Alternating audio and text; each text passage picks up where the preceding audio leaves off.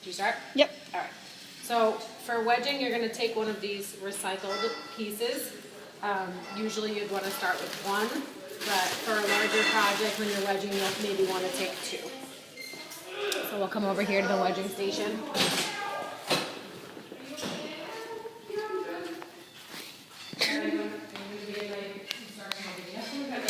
Say hi to Emma. Oops. So here is our homemade wedging station that has a block underneath so that it'll catch onto the table and it won't move while you're wedging. So when you're starting to wedge, you want to keep the clay started in sort of a roundish shape. So once you have it kind of round, then you take the heels of your hand and push down.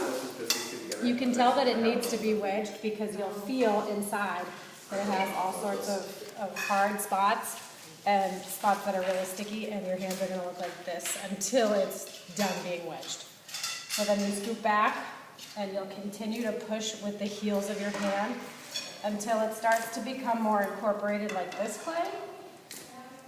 And you'll feel it, that you'll be incorporating and smoothing out all of those lumps and hard spots on the inside.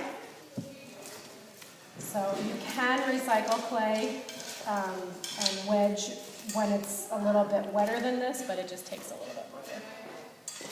And the wedging is also helping you out in another area that you want to do this so that you're swishing out as many of the air pockets as you can.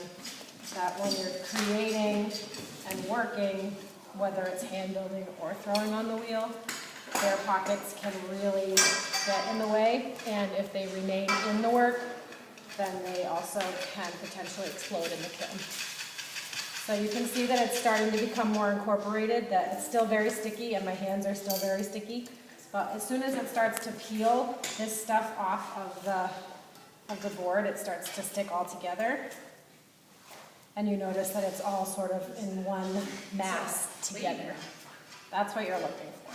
So you notice that as soon as it starts to become incorporated, it's not smudging out on the board. It's all together.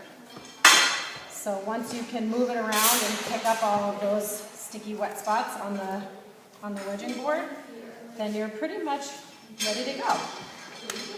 So this is still a little bit moist, but it's totally fine to use for hand building.